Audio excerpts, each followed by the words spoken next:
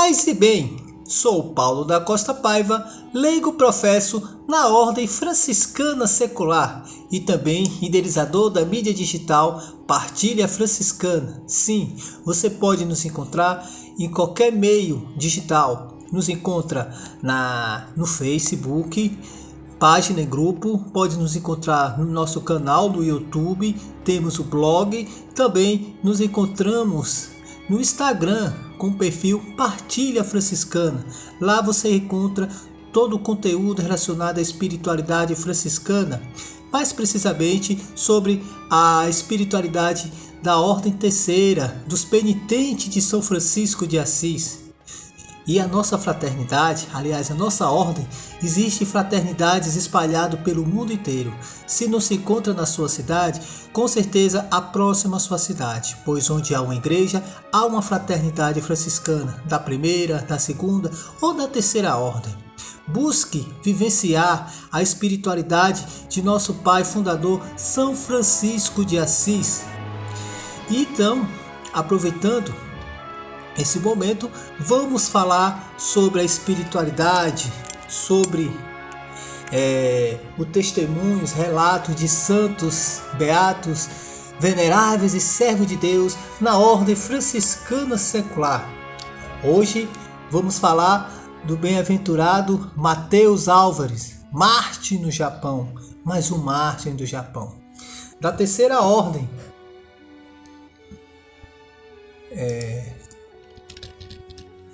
Foi beatificado por Pio IX no dia 7 de julho de 1867. O pai de Mateus Álvares era português e a mãe japonesa. O filho foi um cristão exemplar, já em vida,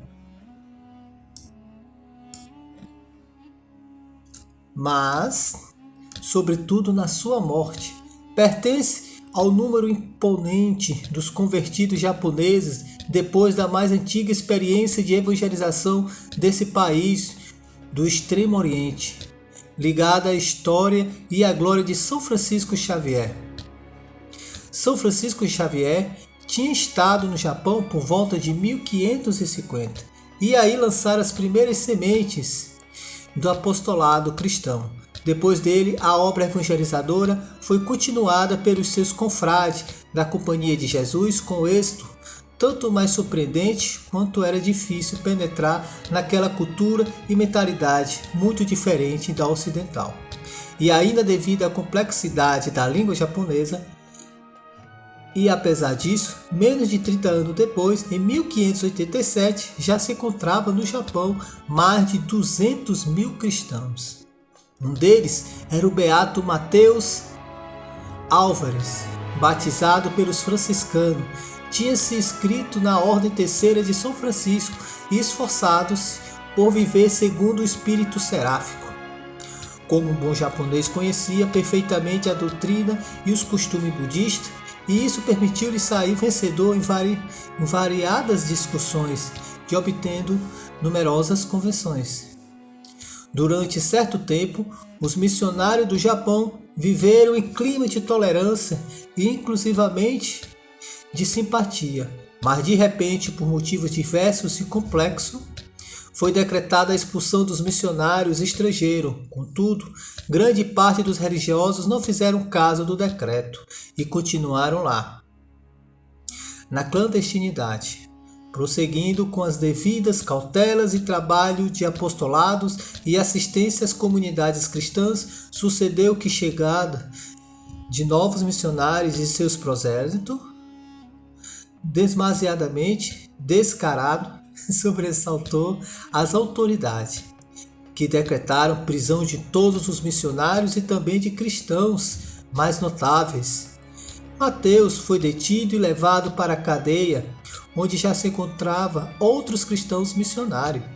Todos sofreram refinadas e humilhantes torturas, entre as quais há de serem expostos à irrisão e escárnio da população. Eram também solicitados a renegar a fé cristã, mas nem ele e nenhum dos companheiros desertaram. Finalmente, a 8 de setembro de 1628, foi executado na colina próxima de Nagasaki, chamada mais tarde de a Colina Sagrada.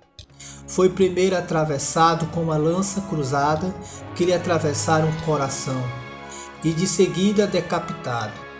Antes de morrer, dirigiu-se pela última vez ao povo para exortar a perseverança e aos vergunhos para lhe declarar o seu perdão. Sobre a colina sagrada, ou colina dos mártires, de Nagasaki, erguia-se um estandarte, não de derrota, mas de perene vitória. Essa história de mais um mártir, entre vários que houve no Japão, como também houve ali vizinho, na China.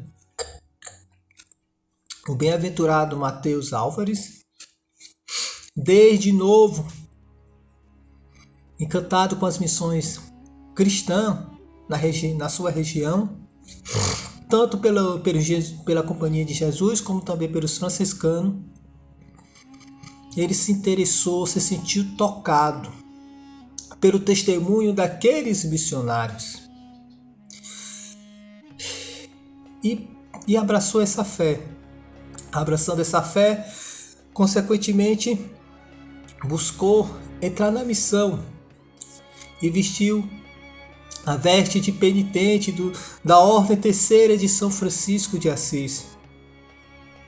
Por ser uma pessoa carismática, ter uma facilidade com as palavras, muitos eram tocados pelo seu testemunho, pela sua forma de vivenciar essa fé e se converteram e abraçaram a fé cristã. E como a gente observa pela história do nosso bem-aventurado Mateus Álvares, no primeiro momento, o Japão acolheu com alegria aqueles missionários, mas por motivos políticos internos, de uma hora para outra, essa acolhida se tornou algo esquecido por parte das autoridades. Então aqueles que eram acolhidos no primeiro momento já não eram mais, e queriam muito que ele saísse de sua terra. Mas aí que está o problema.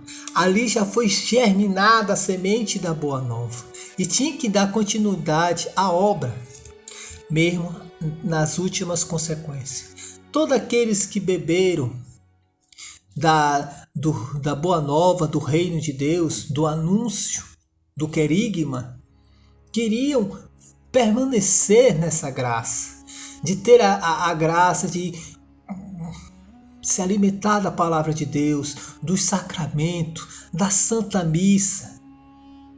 Então, com a retirada deles, como ia que se manter esses cristãos? Que, aliás, só em você se dizer cristão já era algo de perigo de morte. Então, a única forma de você vivenciar essa fé diante desse contexto era arriscando a sua própria cabeça. E muitos morreram. Muitos.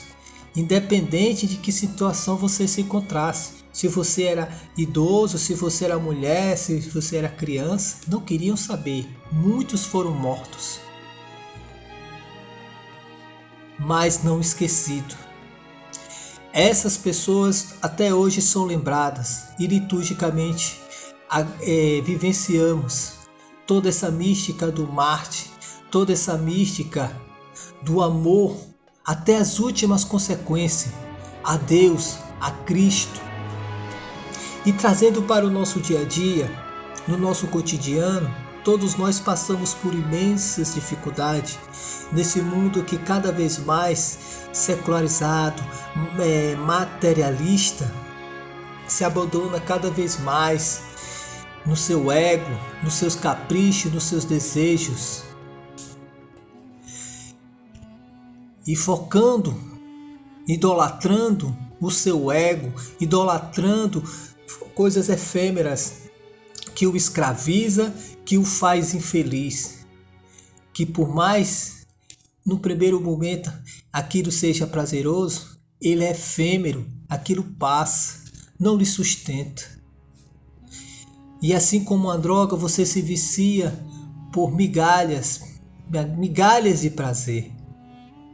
E o que a Boa Nova veio lhe oferecer são eternidade de graça, junto com Deus. E o ponto de partida é o próprio homem. O ser humano, no seu interior, pode ser um caminho de perdição ou um caminho de redenção.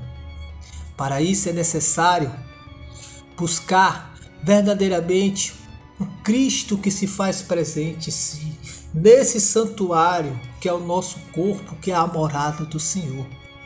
Que a gente busque vivenciar verdadeiramente esse encontro com Cristo, com o amado, que se faz presente em nós. E o primeiro passo que se dá é o silenciar. Buscar ouvir a voz de Deus dentro de si. Assim como a batida do coração é os passos de Cristo ao nosso encontro no deserto interior, até chegar no seu lindo jardim e vivenciar a mística do eterno e na eternidade. Que a gente vá até as últimas consequências desse amor, nessa jornada de encontrar verdadeiramente o Cristo em nós e nos tornando novos cristos, cristãos, a boa nova, o evangelho para o próximo. Assim como foi o bem-aventurado Mateus Álvares, busquemos também ser luz para o mundo, sal para a terra. Paz e bem.